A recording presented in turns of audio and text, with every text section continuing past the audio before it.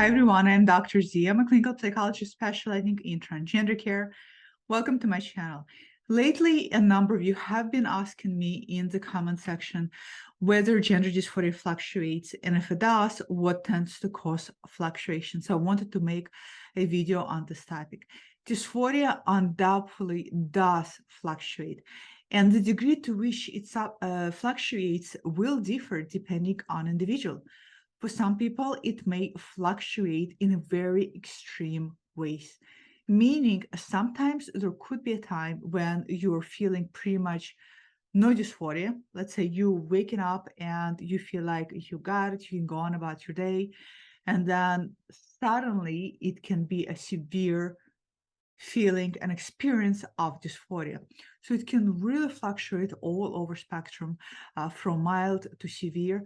Not to mention, sometimes people can go days, months, weeks with minimal dysphoria to then suddenly find themselves in a boat of experiencing a tremendous amount of dysphoria. Dysphoria is bound to fluctuate for numerous reasons. One of the biggest reasons why dysphoria tends to fluctuate is because it is a psychological distress first and foremost. That is the definition of dysphoria. It's a psychological distress arising out of incongruence you feel with your gender assigned at birth and your gender identity.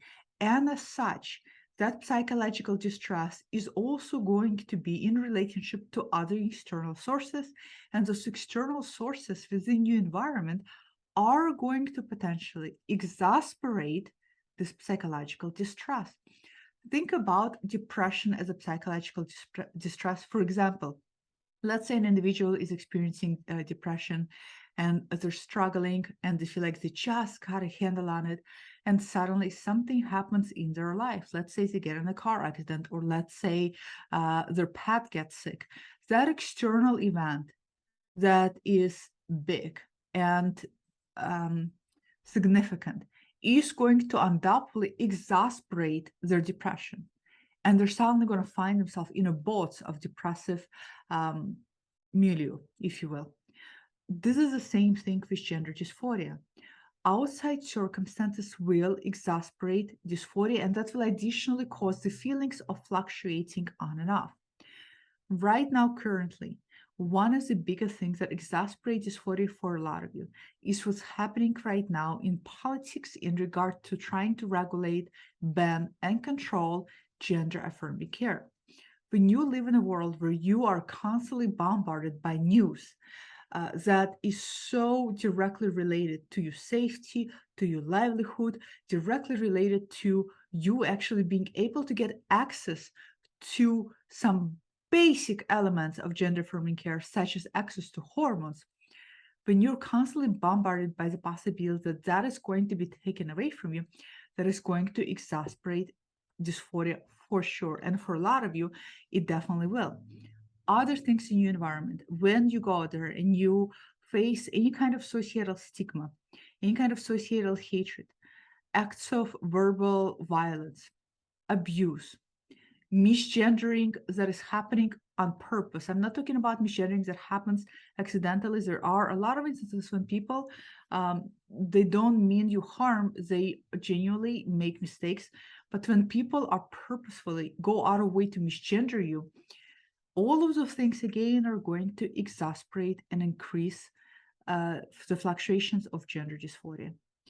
Unfortunately, as I always say, dysphoria is a fucking beast. I describe it as a beast, as a monster. It is one of the things that is not susceptible to logic. It is one of the things that is not susceptible to control. And it will show up when it wants to show up. This is why a lot of you feel like you're losing your mind. Because one day you wake up and you feel like you're okay. The next day you wake up and you can't get out of your bed. This is the nature of dysphoria. Dysphoria oftentimes doesn't have a pattern. It tends to be all over the place. And I have written a blog post, and in my book on new terms, Gender Transition Redefined for Adults, the first chapters covers that. I talk about the fluctuations of dysphoria and why, because it's so important for all of you to know. And I'm going to try to link the blog post below for all of you as well, if I can remember. So it's really important to realize that this is bound to happen. So that's why when dysphoria fluctuates to very drastic degrees, you're not freaked out by it. You're not terrified. You're not overwhelmed, even though you are going to be overwhelmed, but that you are able to take a deep breath and to remind yourself that, okay, this is fluctuating. This is fluctuating for numerous reasons.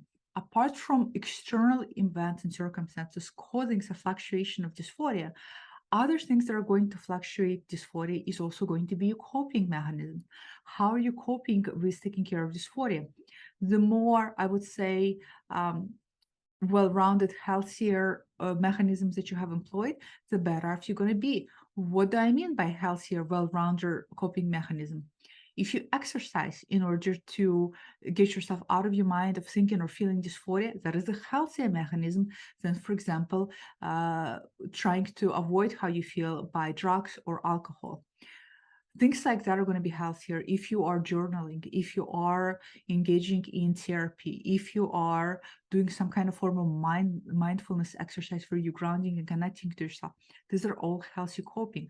Unhealthy coping are going to be things that will help you cope in the meantime, but they're band-aid and they also have long-term effects, oftentimes on your health. Again, overeating, over drinking, that's too much consumption of alcohol, drugs, some other activities that are harmful to you. Those are all signs of unhealthy coping, including dissociation. Dissociation is a defense pretty much every single trans person I met employs, and that's in a way is inevitable. But you have to constantly work on grounding and bringing yourself back, because that is not a healthy defense, and you get adopted and habituated to employing it all the time, and it's not good for you. Isolation is another unhealthy coping mechanism. Any kind of self-harm is another negative self-coping mechanism. So again, it's going to fluctuate depending on how, to what degree your mechanisms that you employ to cope with what's happening with you are more adaptive or more maladaptive. You want to reevaluate right now, especially with everything going in the world. How are you coping with the sense of dysphoria? How adaptive is you coping? And if you have any kind of maladaptive coping ways of dealing with dysphoria that are also detrimental to your health, what you want to do is you want to start looking how you can substitute them with more adaptive coping, because that's what's going to help you long term. When people also ask me if you're able to live with dysphoria long term, that's also depends on how adaptive or maladaptive your coping mechanisms are. But dysphoria is going to fluctuate, and sometimes it fluctuates beyond your coping mechanisms and beyond external circumstances. It will fluctuate because that is dysphoria, because it's also very strongly tied to our unconsciousness. And sometimes you may not even realize consciously, but something may trigger a color, an image, a picture, a photograph, a sound. Something is going to trigger that element within yourself, and it's going to come out as dysphoria. And that fluctuation in dysphoria is painful. It is very frustrating. It can, every time you experience it, it's going to feel like somebody is, like you're standing on a rock and somebody is pulling that rock underneath your feet. It's going to feel like you're losing your balance. It's going to feel like you don't have your grounding. It's going to feel like you don't have your place, not only in the world, but you don't have your grounding in this life. And it's very, very frustrating because it feels like you are in limbo, and nobody likes to feel like you are in limbo. And it's also going to make you feel like you're out of control. So there's not much you can do. Fluctuations are very common. The best you can do is minimize external forces, right? Some things are going to happen to us beyond our control. Some things we can't control. Limit access to social media, limit access to transphobic content, limit access to politics if you notice your dysphoria fluctuating as a result of it. And then the coping is going to be the very big part, key piece for it. Make sure your coping is adaptive and as healthy as possible. And this is the best feedback that I can give all of you. But to answer the question so many of you have been asking, it is definitely fluctuates, and it's for a lot of people who are especially in the early stages of exploring their gender identity, it can be very confusing, because then you start wondering what's going on. Am I really trans? Am I really non-binary? Take your time, take a deep breath, slow down. It could be telling you a lot of things, but the fluctuation is going to be there and it can be really overwhelming and very confusing. So hopefully this is helpful. Comment below, let me know what helps you when it fluctuates. Have you noticed any kind of um, at least some kind of tendency when it tends to fluctuate? What has it been like for you? Comment below, let me know, and I'll talk to you all next time. Bye.